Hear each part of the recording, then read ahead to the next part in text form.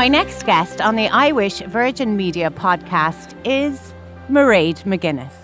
Mairead McGuinness is an Irish politician and former European Commissioner for Financial Stability, Financial Services and the Capital Markets Union.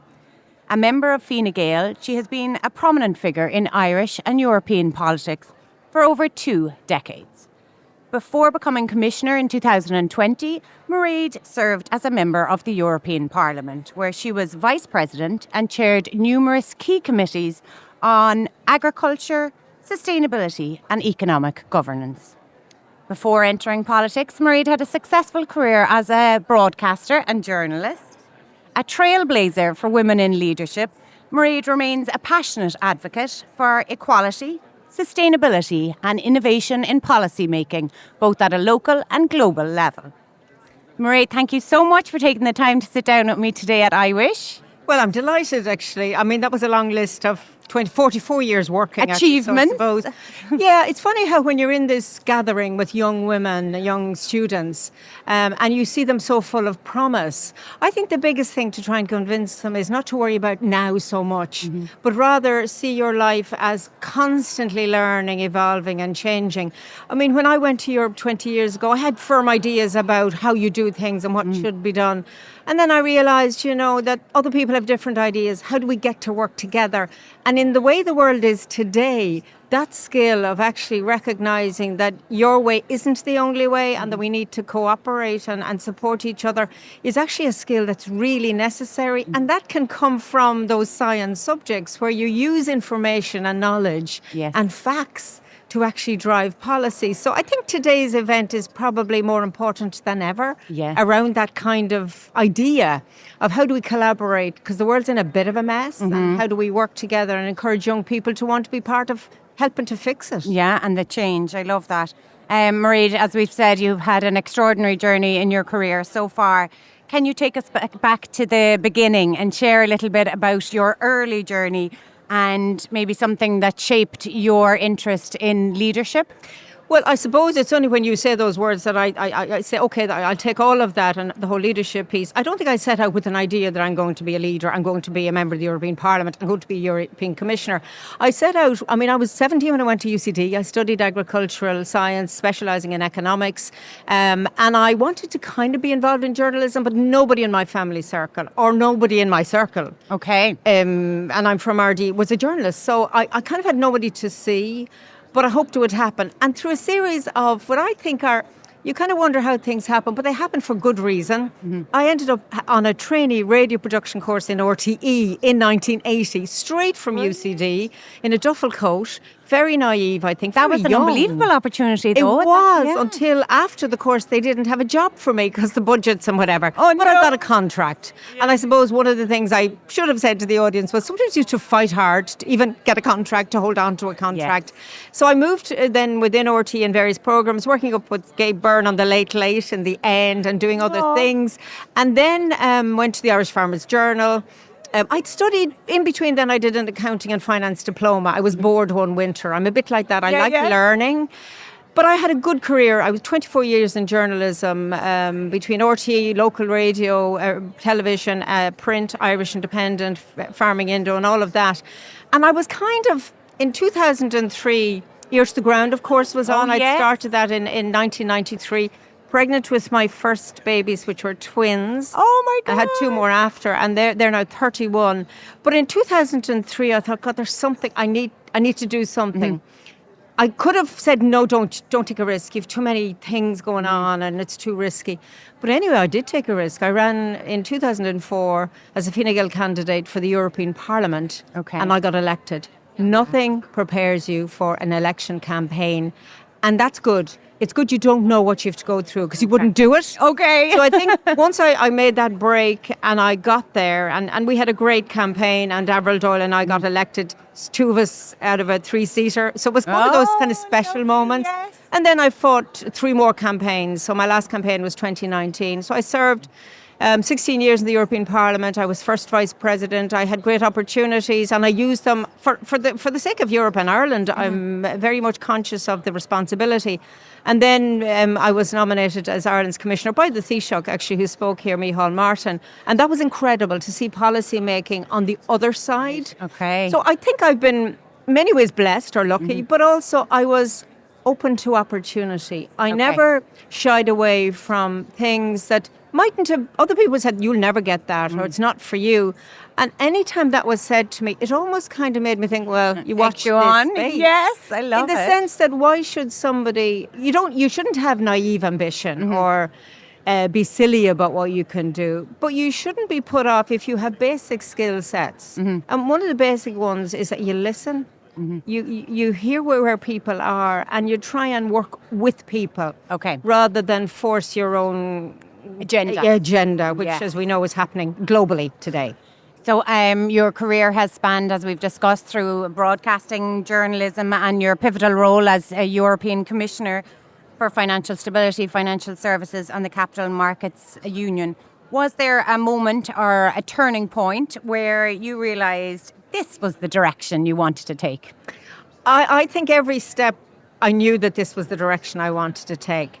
But there are no guarantees in life. And there was no guarantee that I would get elected in 2004. But I'll tell you what really pushes you hard when you see an opinion poll a few weeks out saying you're not going to get there. You're there, but you're not just enough.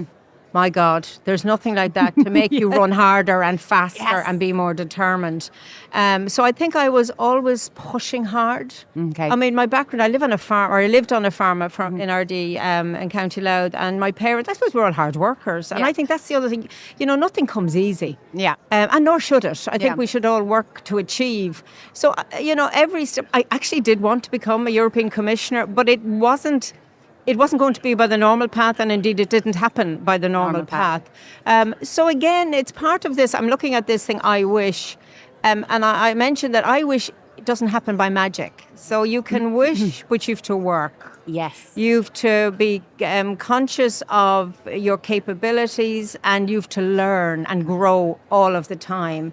And I've had that privilege of learning and working and learning all the time. So I have a great famine for knowledge, and actually what I realise is that I know so little. The more I know, the more I realise I know very little of how the world functions and why things are the way they are. So I'm always interested to try and learn and know, and I get a great kick out of learning. But the other thing again to say, I think we need more time to think. So I'm wondering for the young people who are here, do they, and I hope they do, put away phones, to just kick about and let your brain settle sometimes. So I do that by sweeping the yard at home, which is weird, but it's good for the mind, because sometimes we rush our decisions.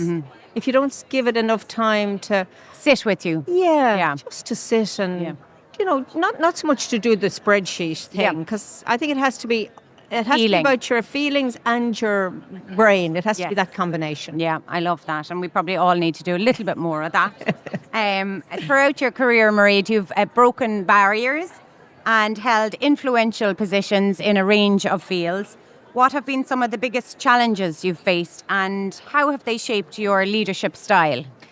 I suppose because I always had this idea that nobody was going to put me down or say you can't do it. They could say it, but I wasn't going to let it influence me. That I was prepared to take on areas where there weren't many women involved. I mean, in agricultural journalism, there were very few women. That's changed for the good. On farms at the moment, we see a lot of young women farming and older women. They were invisible. I remember when I was editor of the Farming Independent saying to my photographers, women are there. Get them into the picture, because many people don't get the chance. And maybe a last point, value everybody and everyone's job. Because sometimes we think of success as being only those who are, at a higher level or, they get the top job or whatever. But actually their success, as mine, if you will call it that, is built on other people who worked with me. I've had fantastic teams, young interns, older people who came to me as very strong, experts. I couldn't have done anything I did without them. The people who made a coffee for me. These are, sometimes those that are invisible are the most important. I like that. Mairead, thank you so much for taking the time to sit down with me today on our I Wish Virgin Media podcast. It's been a pleasure to get to know you a little bit. And thank you very much. It's just been interesting to chat. My next guest on the I Wish Virgin Media podcast is Olympic finalist, European relay medalist, Phil Healy, one of the fastest female sprinters in Irish history. Phil, it's such a pleasure to sit down with you. Thank you so much for taking the time to chat with me today. Thank you so much for having me on. It's great to be here. It's such a wonderful event, and especially to inspire younger girls and to be a part of a, I suppose, STEM event when that's my background as well as the sport. So yeah, it's an honour to be here today. I love that. Phil, your journey to becoming one of Ireland's fastest women has been nothing short of inspiring.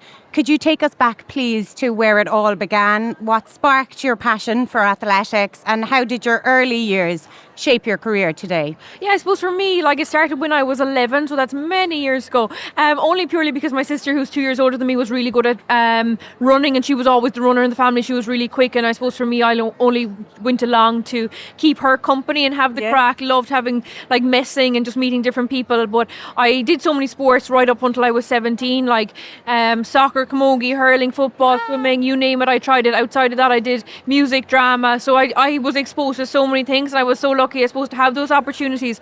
But I didn't fully focus on athletics until I was 17. Okay. So I was definitely a late developer to the sport, and I suppose that's important for girls and anybody in general to realise it's never too late. And I suppose I properly didn't develop in the sport really until I was in my early 20s. So it has been a very successful career over the last 12 years competing internationally. So I am very, very lucky to have had such a wonderful time in the sport, and I suppose most recently then captured with the Olympic Games in Paris. So for me, I suppose growing up, the Olympics was never something that was on my radar. Okay. I suppose didn't know what the Olympics were when I was younger. So now to be a two-time Olympian, to be an Olympic finalist, European silver medalist, it's insane. I've got goosebumps. Wow. Oh my God.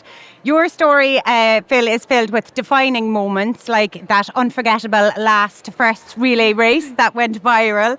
How did moments like these influence your mindset and your approach, I suppose, to competition? Yeah, it's crazy. And even though I suppose that relay keeps resurfacing, and that was 2016. And I suppose that was my first time running 400 ever. So it was to go in and go under the radar, to cover the distance, to see how I felt over 400. And it certainly didn't go under the radar, which is crazy. And as I said, it still resurfaces to this day. But I suppose it inspired so many people to do so many different things, and that was crazy for me. And my career has definitely developed over the last number of years across 100, 200 and 400, and I suppose I've been very lucky to dabble in so many events and then go to the different major championships and experience those as well. So yeah. Qualifying for the Olympics is a dream for so many athletes, and you made it a reality. What was the journey to Tokyo like for you, both physically and mentally, and what did it feel like to represent Ireland on the world stage? Yeah, and I suppose the Olympics, for people, they see the Olympics as one day in the summer, but for us, it's years and years of sacrifice and dedication. And for me, I train 6 days a week. It's 11 months on in the year. It's 1 month off. So it's massive sacrifice and dedication throughout. So I suppose Tokyo was very different Olympic Games to Paris.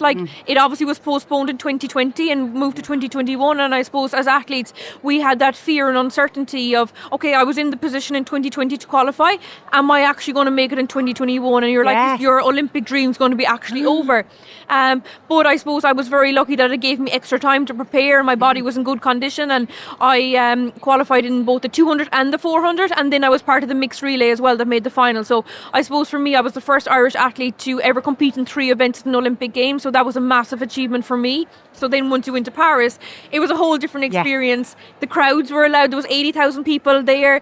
I suppose for us, it's the closest games that we'll ever have, so it felt like a home games. There was so much Irish support. It was absolutely crazy, and we got to feel what a real Olympics, I suppose, is like, because I always said I went to the most non-Olympic Olympics. To now have the experience, I suppose, of Tokyo and the experience of Paris is absolutely super for me. And you appreciated it all the more then with that. Oh yeah, absolutely. And I suppose it was such a successful Olympics in Paris for the whole of Team Ireland across all sports, and I suppose we were lucky that we are on the same time zone pretty much to Ireland, with only 1 1 hour time difference, so we got so much support. And even we didn't realise the level of support until we actually came home, and we had the homecoming in Dublin, and 25,000 people turned out on a Monday at lunchtime, and we were like, What?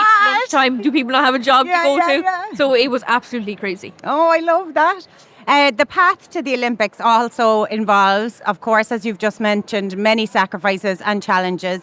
How did you balance the intense demands of training with other aspects of your life, and what kept you motivated through those tougher days? Yeah, I suppose for me, when I was going to Tokyo Olympics, I was balancing training full-time and studying full-time as well. So I was doing my master's in enterprise computer software at that time. So I suppose I had the balance of both the academics and then the sporting. And I love having the balance because one keeps you distracted from the other. And I think it's healthy as well to have that balance and something else to distract yourself. Whereas when we look at Paris Olympic Games, I was working full-time as a software engineer while also training full-time. And I suppose you're up against the best in the world who are training full-time always, but for me, my sporting career is important, but my actual academic career is just as important. That's something that I always want to push on as well. So I, again, wanted to have the balance of both. I wanted to continue. I wanted to develop my career because sport isn't going to last forever, so I wanted to have that fallback.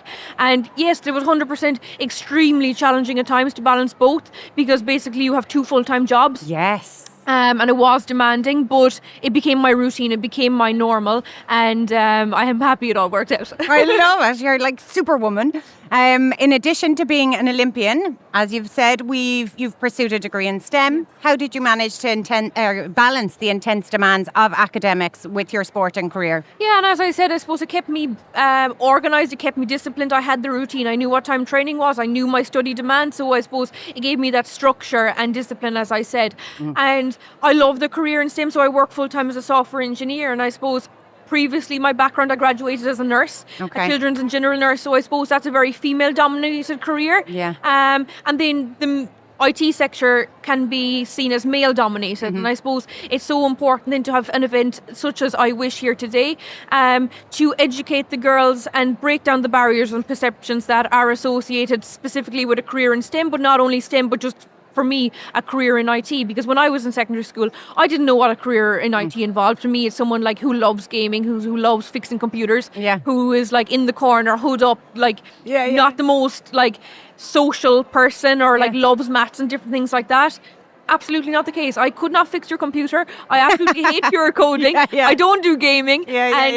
So yeah, there's so much opportunities, there's so much flexibility in a career in IT and just a career in STEM in general. And you don't have to be super strong in maths, you don't have to be unbelievable at coding. The support is there, and the opportunities and the variety within a career in IT is absolutely mind-blowing as well. And that's what we're trying to teach the girls, or show the girls as well today, that there is so many avenues. You can't generalise, science is in the lab and tech is this and whatever. There's just so many endless possibilities. And like you see so many companies here today showcasing what they do and the opportunities that are available. So it's absolutely super to have such a turnout. There's thousands of teenage girls here from all over Ireland, and it's been an honour to, I suppose, be here, share my story and give back in any way that I can. Thank you. The atmosphere is magic. It's electrifying. You can feel it. It's such a powerful day. Phil, as a world-class athlete, do you see the relationship between sports and STEM, or how do you see the relationship between sports and STEM, particularly in areas like training, performance analysis and recovery? Yeah, it's everywhere. Like you have your shoe technology, like that's constantly changing. Like you even look at a pair of runners and you have the marathon shoes versus a normal runner. That's all STEM related. That's all science, technology and the fine art and detail that goes into creating that shoe. You then look at timing systems. That's all technology as well. Yeah. We're exposed to it everywhere. Like you look at the social media side of things, even just at a race, like that's all technology. You know, like what goes in behind that? You have the result system. There's different apps. Like everything, we're exposed to technology everywhere we look.